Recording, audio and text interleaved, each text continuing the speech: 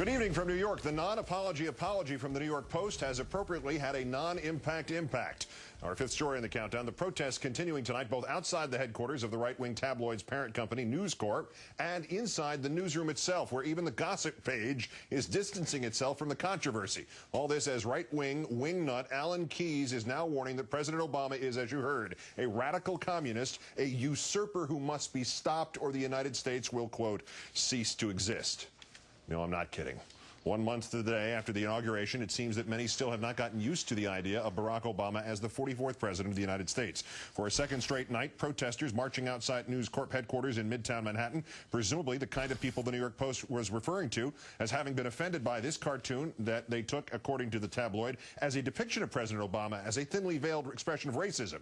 In an editorial in today's paper, the Post heavy on the mea, light on the culpa. Quote, to those who were offended by the image, we apologize. However, there are some in the media and in public life who have had differences with the Post in the past, and they see the incident as an opportunity for payback. To them, no apology is due. In other words, if you always agree with us, we're sorry. If you've disagreed with us in the past, you obviously just hold a grudge about our wonderfulness.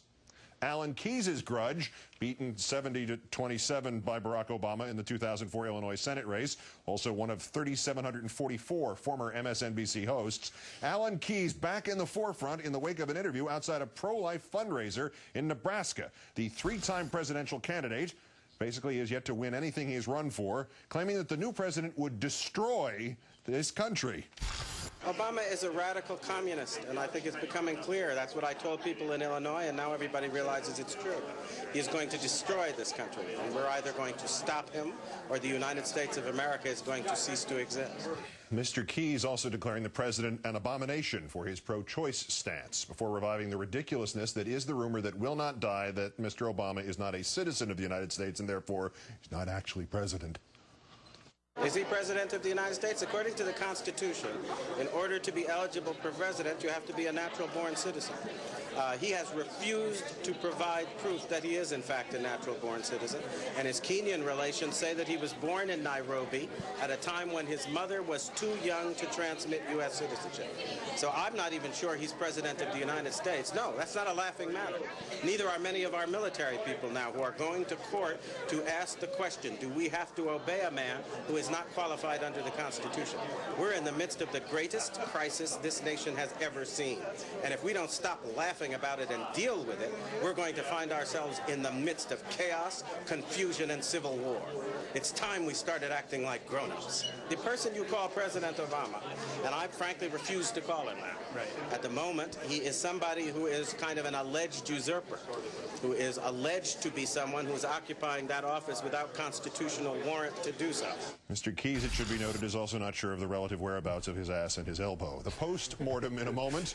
First, Keyes, in time to call in our own Jonathan Alter, senior editor at Newsweek magazine. Good evening, John. Hi, Keith. Just setting aside the image of what you would have to do or what you would do to yourself if you had to defend him at a sanity hearing. Alan Keyes leads off by saying Obama is a radical communist, that it's clear now that that's what he is. All right, a month out from the inauguration, what exactly has Obama done in the last month that shows he's a radical communist? Well, he's thrown millions of people into the gulag. You know, he's abolished all private property, committed infanticide. You know, what is it that radical communists actually do? This is preposterous. It is kind of amusing on some level, even though Alan Keyes doesn't want us to think of it as such. And it does reflect really the desperation to which the far right wing has sunk. But in that right-wing picture, that bigger picture between what we saw in the Post this week and Keyes, is it becoming clear that the GOP strategy is to try to repeat the Clinton experience, only maybe without the slight logic that was behind the Clinton experience, just harass the president from day one?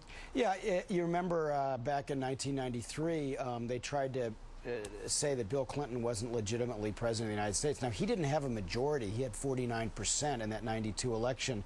And so they had just a little bit more plausibility to say that the people didn't really vote for him. But in this case, clearly Obama, you know, has been confirmed by a majority. So the whole illegitimacy question is really even more preposterous. But they're trying to do what they did to Clinton starting in 1994, which is to take him out. But they don't have really the shock troops to do it anymore. Eric Cantor is not Newt Gingrich, not as effective. Alan Keyes doesn't have as much material to work with on Obama as some of those Arkansas folks did on Bill Clinton. They had some real skeletons in Clinton's closet that they could, you know, then twist into saying that the Clintons killed people or whatever their idiocies led them to. They had more material to work with. In Obama's case, there is no material to work with, so they have to make it up entirely, which makes them seem even more pathetic. But as long as you feed that community that is looking for some excuse to question the legitimacy of a presidency, have you not to some degree done your job? I mean, has Alan Keyes not to some degree done his job in this? Well, you know, I don't really think so, because I think it just sort of makes him and the other the other Obama critics look ridiculous, and so that doesn't really, you know, help their cause in the debate. They are a party that is out of ideas, so they have to resort to these lies, you know, about the fact that he's not a citizen. You know, this came up during the campaign, Keith, and the Obama campaign actually posted his birth certificate from a Hawaii hospital online. And of course that didn't dissuade people from continuing to say that he wasn't really born in the United States, in the same way that there wasn't anything you could say that could dissuade people from believing that, you know, Franklin Roosevelt was really, you know, Rosenfeld, and that he was a communist Jew, or that the Clintons really killed people, or whatever it is that crazy folks want to believe about our president. So there's no way to kind of end this. All that you can do is laugh at it and recognize it for the act of desperation that it is. But and to the point that even though the right-wing site, the World Net Daily, authenticated the Obama birth certificate, it tells you the substantialness of this or lack thereof. But to laugh at it is one thing, but there is in there something when he starts talking about neither are many of our military people who are now going to ask you, we have to obey a man who's not qualified. When you start bringing that into it, is it entirely still a laughing matter? No, it really isn't, because then you do start to have to worry about whether some